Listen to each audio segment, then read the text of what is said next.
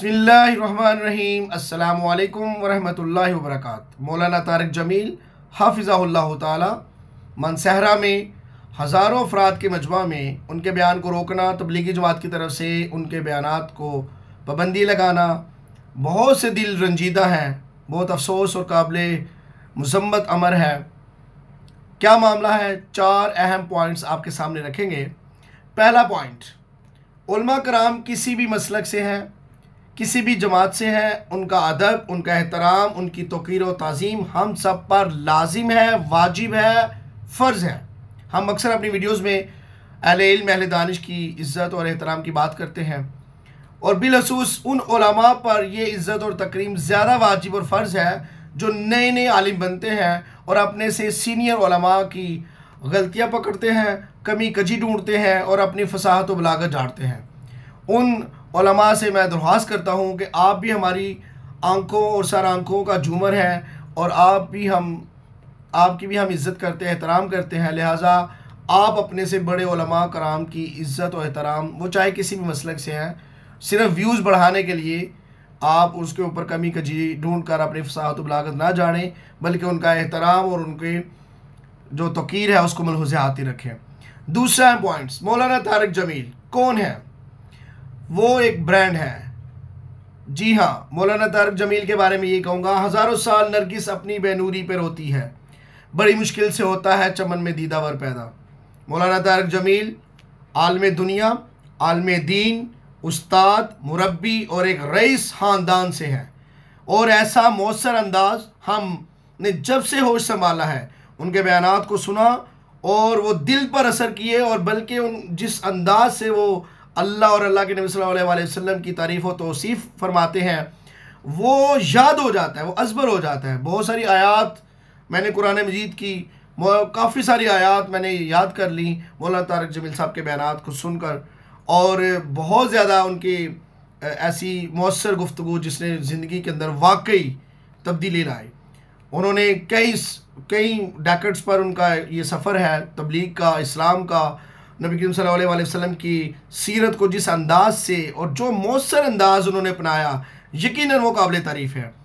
इसमें मैं एक बहुत अहम बात करूँगा कि जब एक घर के अंदर कुछ अफराद में झगड़ा हो जाए, तो ये बात जो मैं उलमा के हवाले से बात कर रहा था कि जो नए नए उलमा बनते हैं, तो अगर घर में कोई झगड़ा हो जाए तो व्यूज़ बढ़ाने के लिए हम उस झगड़े की तशहीर ना करें, उसको पब्लिक इस तरह से ना करें कि हम जी ये हो गया और वो हो गया। भाई घर की बात है, आपस में नाराज़गी भी हो जाती है, कोई बात नहीं है, तो आप उसको समेटने की और एक दूसरे के साथ मुस्लिह बनते हुए और हिकमत से एक मामला इख्तियार करें, बनिस्बत के आप उसकी तनकीद शुरू कर दें और आप उसके ऊपर अपने व्यूज़ बढ़ाने के लिए मुख्तलिफ कमी कजी ढूंढ कर बोलना शुरू कर दें। तो इसमें प्रोफेशनल जेलसी भी एक बड़ी अहम है, जिसमें हमें समझना होगा कि मौलाना तारिक जमील साहब, इसमें कोई शक नहीं, उनको बड़ा फेम है, उनकी जो शोहरा है वो पूरी दुनिया में है। तो इससे उलमा के दरमियान, बल्कि कहीं पर भी किसी भी जगह पर प्रोफेशनल जेलसी हमेशा होती है। ये कुदरती है, ये नेचुरली है। हाँ, इससे बचना चाहिए, जितनी कोशिश हो सके उस हसद से बचें जो किसी मुकाम और मर्तबे पर अल्लाह किसी को फायज़ करे।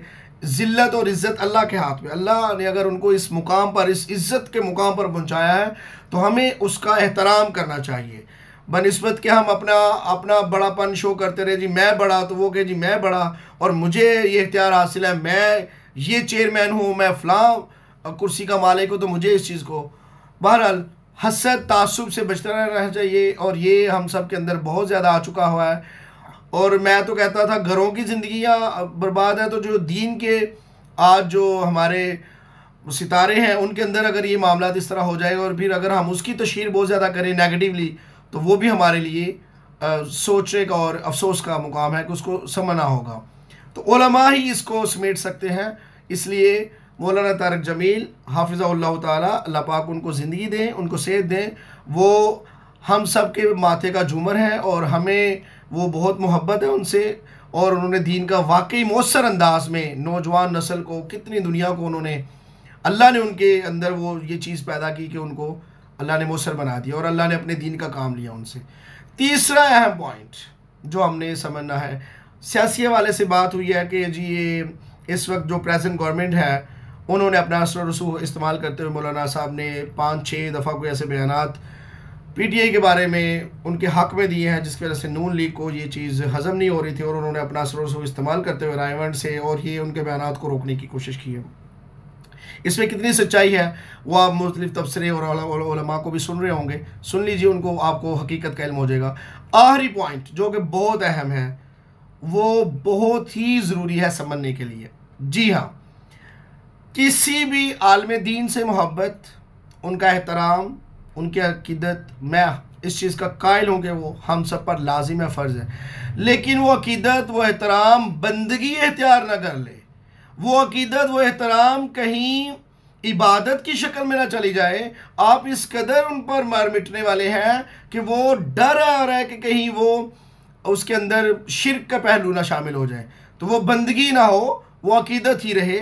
इस चीज़ को समझना होगा। बहुत से लोगों को ये मेरा पॉइंट समझ आ चुका होगा और बहुत से लोगों को बुरा ना लग जाए या वो समझ रहे होंगे कि ये आप क्या बात कर रहे हैं। बिल्कुल जी हाँ, आप शख्सियत परस्ती और फिर इस लेवल की कि वो अगर बयान नहीं करेंगे तो हम उठ के चले जाएंगे, ये कहाँ की अक्लमंदी है। ये तो मैं इस चीज़ को अक्लमंद, ठीक है भैया, आपकी मोहब्बत है उनसे, आपका अदब का, एहतराम का हमारा भी उतना ही ताल्लुक़ है और गो के मैं मतलब देवबंदी नहीं हूँ, फिर भी मैं उनसे बड़ी मोहब्बत करता हूँ और उनका मैं बड़ा एहतराम करता हूँ। उनको मिलने की हमेशा से तड़प रही, उनको देखने की हमेशा लगन रही, लेकिन ये शख्सियत परस्ती नहीं हो सकती, ये बंदगी नहीं हो सकती। इसलिए मौलाना तारिक जमील साहब को भी यहाँ पर ये समझना होगा और लोगों को ये बात वाज़ेह करनी होगी। क्या लोगों, मैं तुम लोगों से मोहब्बत करता हूँ अल्लाह के लिए, तुम लोग मुझसे मोहब्बत करो अल्लाह के लिए, लेकिन अगर मैं बयानात करते हुए मैं इस दुनिया से, मैंने हम सब ने जाना है, तो क्या तुम लोग मजबा छोड़ के चले जाओगे? क्या तुम लोग ये मौलाना तारिक जमील साहब नहीं रहे तो हम इनके बयानात नहीं सुनेंगे, हम इस मिशन को जारी नहीं रखेंगे? असल काम ये है कि इस मिशन को जारी रहना चाहिए और इस शख्सियत अफराद के आने जाने से फ़र्क नहीं पड़ना चाहिए। अल्लाह का काम, दीन का काम, नबी करीम सल्लल्लाहु अलैहि वसल्लम की सीरत का पैगाम आगे बढ़ते रहना चाहिए। उलमा से मोहब्बत हमारे खून में है, हमारी रग रग में है, होनी भी चाहिए, लेकिन वो उलमा से मोहब्बत अल्लाह और अल्लाह के नबी सल्लल्लाहु अलैहि वसल्लम के लिए है, वो शख्सियत परस्ती, बंदगी या इबादत नहीं है। उम्मीद करता हूँ कि आप ये 4 पॉइंट्स से मुत्फिक होंगे और नहीं भी होते तो कमेंट ज़रूर कीजिए ताकि हम अपनी इस्लाह कर सकें। अपना बहुत सा ख्याल रखिए, दुआ में याद रखिए। अस्सलामु अलैकुम व रहमतुल्लाहि व बरकातहू।